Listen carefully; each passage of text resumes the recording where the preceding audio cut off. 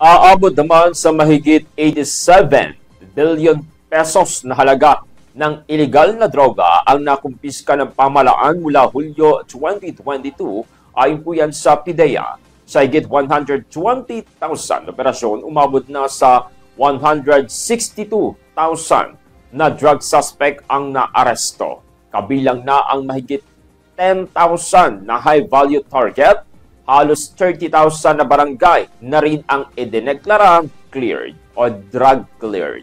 Samantala sa Metro Manila, nakasamsam ang NCRPO ng 7.6 million pesos na halaga ng droga at naaresto ang 872 katao sa isang linggong operasyon.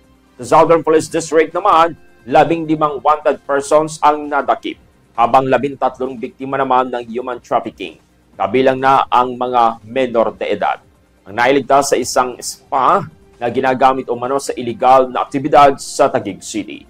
Patuloy naman ang panawagan ng mga otoridad sa publiko na makaisa laban sa droga at krimen para sa mas ligtas na community. Good morning,